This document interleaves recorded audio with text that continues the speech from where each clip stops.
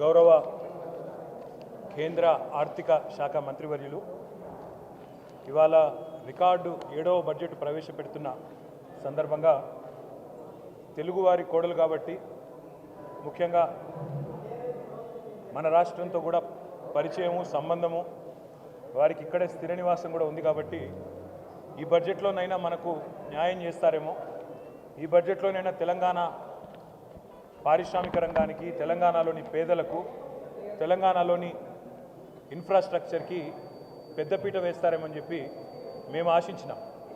కానీ దురదృష్టం ఇవాళ 48,21,000 కోట్లతో బడ్జెట్ పెట్టినప్పటికీ అందులో పెద్ద ఎత్తున కొన్ని రాష్ట్రాలకు పెద్దపీట వేసినప్పటికీ తెలంగాణ ప్రస్తావన మాత్రం లేకపోవడం అనేది నిజంగా కూడా బాధాకరం, శోచనీయం. తెలంగాణలో 4 బీజేపీ ఎంపీలు గతంలో ఉంటే ఇవాళ తెలంగాణ ప్రజలు ఆ సంఖ్యను రెట్టింపు చేసినారు, 8 మందిని గెలిపించారు.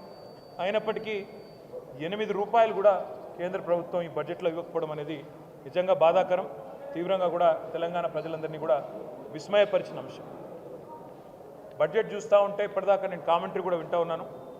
ఇది కేంద్ర బడ్జెటా లేకపోతే బీహారు ఆంధ్రప్రదేశ్కు సంబంధించిన బడ్జెటా అనే విధంగా ఇవాళ చాలామంది మాట్లాడుతూ ఉన్నారు. మాకేమీ ఆంధ్రప్రదేశ్కి ఇచ్చినందుకు బాధ లేదు.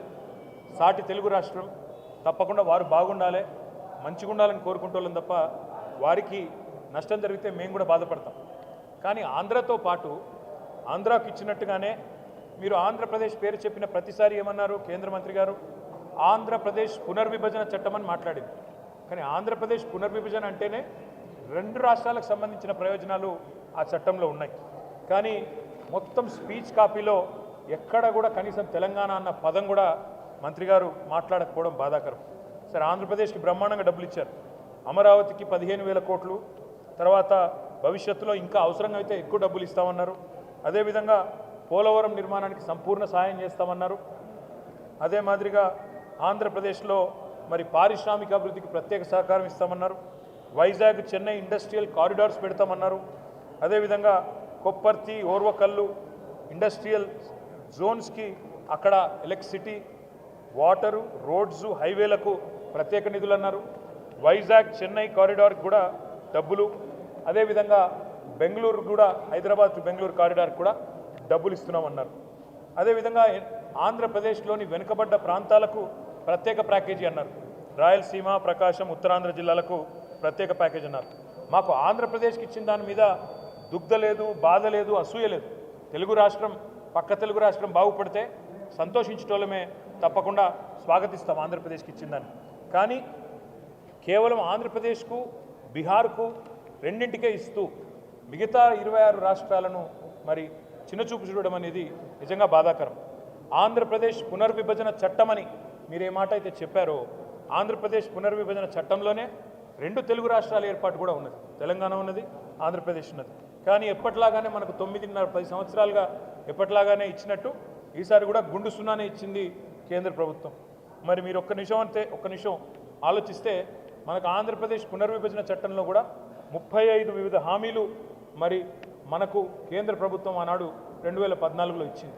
అందులో చాలా అంశాలు గతంలో కేసీఆర్ గారు ముఖ్యమంత్రిగా ఉన్నప్పుడు గత 10 ఏళ్ళు ఒకసారి కాదు పలుమార్లు పోయి బతిమలాడినాము, పలుమార్లు పోయి అభ్యర్థించాము, ఇచ్చిన మాట నిలబెట్టుకోండి అని చెప్పి కూడా కోరినాం. ములుగులో గిరిజన యూనివర్సిటీ కేటాయించాలి మనకు పునర్వ్యవస్థీకరణ చట్టం ప్రకారం. కానీ పేరుకేదో యూనివర్సిటీ ఇచ్చినట్టు గతంలో ప్రకటించారు తప్ప ఇప్పటి వరకు డబ్బులు కేటాయించలేదు. బయ్యారంలో ఉక్కు కర్మాగారం పెడతాము steel authority of India limited ద్వారా అన్నారు. ఇప్పటి వరకు దానికి మోక్షం లభించలేదు. ఈ బడ్జెట్లో కూడా దక్కింది గుండు సున్నా. కాజీపేటలో రైల్ కోచ్ ఫ్యాక్టరీ అన్నారు, అది కూడా హులెక్కైంది. అది కూడా ఇవాళ రైల్ కోచ్ ఫ్యాక్టరీ పోయి ఒక వ్యాగన్ రిపేర్ షాప్ పెడతామని చెప్పడం బాధాకరం. 9 ఏళ్లుగా ఆనాడు కేసీఆర్ గారు ప్రధానమంత్రి గారిని, కేంద్ర మంత్రులను పలుమార్లు కలిసి మా రాష్ట్రానికి కొత్త విద్యా సంస్థలు ఇవ్వండి, ఐఐఎం ఇవ్వండి, ఇండియన్ ఇన్స్టిట్యూట్ ఆఫ్ మేనేజ్మెంట్ ఇవ్వండి, నేషనల్ ఇన్స్టిట్యూట్ ఆఫ్ డిజైన్ ఇవ్వండి, ఐఐఎస్ఈఆర్ ఐసర్ ఇవ్వండి, నవోదయ కేంద్రీయ విద్యాలయాలు ఇవ్వండి అని పలుమార్లు కోరినాం. దాని మీద కూడా ఒక్కటంటే ఒక్క విద్యా సంస్థ కూడా ఇప్పటి వరకు మంజూరు చేయలేదు. ఈరోజు బడ్జెట్లో కూడా చేయలేదు. కేంద్ర బడ్జెట్లో పారిశ్రామిక కారిడార్లు ఇవన్నీ కూడా చెప్పారు ఇతర రాష్ట్రాలకు సంబంధించి.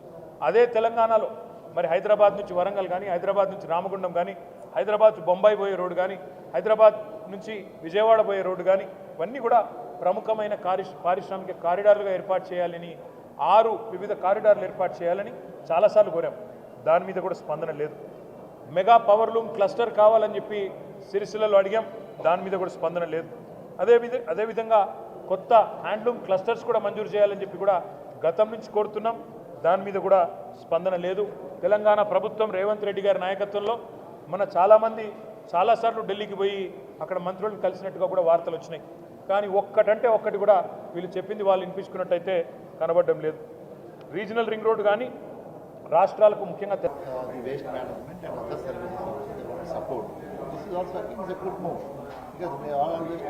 కూడా పెద్ద మొత్తంలో అయితే ఇచ్చిందేం లేదు.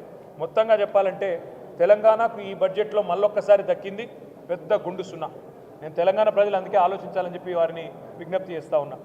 మొన్న జరిగిన పార్లమెంట్ ఎన్నికల్లో 16 స్థానాలు 8 కాంగ్రెస్ పార్టీకి, 8 భారతీయ జనతా పార్టీకి మీరు ఇచ్చారు. ఇవాళ అదే 16 స్థానాలతో చంద్రబాబు నాయుడు గారు ఒక ప్రాంతీయ శక్తి బలంగా ఉంటే ఏం సాధించుకోవచ్చో సంకీర్ణ ప్రభుత్వంలో చూపెడతా ఉన్నారు. 15,000 కోట్లు ఒక్క ఏపీ క్యాపిటల్ డెవలప్మెంట్కి ఆయన తీసుకున్నారు. అదేవిధంగా బీహార్కు 26,000 కోట్ల రూపాయలు కేవలం రహదారుల కోసం మాత్రమే ఇచ్చినారు. కానీ తెలంగాణకు 16 మంది పార్లమెంట్ సభ్యులున్న 8 మంది కాంగ్రెస్ వాళ్ళు, 8 మంది బీజేపీ వాళ్ళు దక్కింది మాత్రం గుండు సున్నా. అందుకే స్వీయ రాజకీయ అస్తిత్వమే తెలంగాణకెన్నిటికైనా శ్రీరామ రక్ష. ప్రాంతీయ శక్తులు బలంగా ఉంటే, ప్రాంతీయ పార్టీల నాయకత్వం బలంగా ఉంటేనే రేపటి సంకీర్ణ యుగంలో కూడా మనం శాసించే పరిస్థితి ఉంటుంది. శాసించి సాధించుకోవాలి తప్ప యాచించి సాధించుకుంటే ఏది కూడా రాదు. రేపటికైనా తప్పకుండా ఇవాళ ఈ 8 బీజేపీ ఎంపీలు అక్కడ పార్లమెంట్లో కూర్చున్నారు. తెలంగాణకు అన్యాయం జరుగుతుంటే ఒక్క ప్రాజెక్టు కూడా రాకపోతే కనీసం నోరు కూడా మెదపలేదు. 2 కేంద్ర మంత్రులు ఉన్నారు, నోరు మెదపలేదు. అదేవిధంగా 8 మంది కాంగ్రెస్ ఎంపీలు తెలంగాణకు అన్యాయం జరుగుతుంటే కూడా నోరు మెదపలేదు. అదే ఈరోజు అక్కడ గులాబీ కండువాలు కప్పుకున్న బీఆర్ఎస్ సైనికులు అక్కడుంటే ఇవాళ పార్లమెంట్లో ఎట్లా ఉండేదో పరిస్థితి ఒక్కసారి ఆలోచించాలని చెప్పి నేను కోరుతా ఉన్నా. అందుకే భవిష్యత్తులోనైనా తెలంగాణ ప్రజలు గుర్తుపెట్టుకోవాల్సిన మాట, మన ప్రాంత హక్కులు కాపాడాలంటే, మన రాష్ట్ర హక్కులు కాపాడాలంటే, మనకు నిధులు రావాలంటే ఈ సంకీర్ణ శకంలో తప్పకుండా కేసీఆర్ గారు లాంటి బలమైన నాయకులు, బలమైన బీఆర్ఎస్ లాంటి పార్టీలను ఎంత మద్దతు ఇచ్చి ఎంత సంఖ్యాపరంగా బలోపేతం చేస్తే అంత రాష్ట్రానికి లాభం అనే మాట కూడా మళ్ళొక్కసారి గుర్తు చేస్తూ ఈ బడ్జెట్లో కూడా గుండు సున్నానే ఇచ్చినందుకు మరి కేంద్ర ప్రభుత్వానికి మరి 8 ఎంపీలు ఇచ్చినా మీరు గుండు సున్నా ఇచ్చినందుకు తెలంగాణ ప్రజలు భవిష్యత్తులో అన్ని గమనిస్తున్నారు, అన్ని ఆలోచన చేస్తున్నారు. తప్పకుండా తగు రీతిలో నిర్ణయం తీసుకుంటారని చెప్పి కూడా మేము ఆశిస్తాం.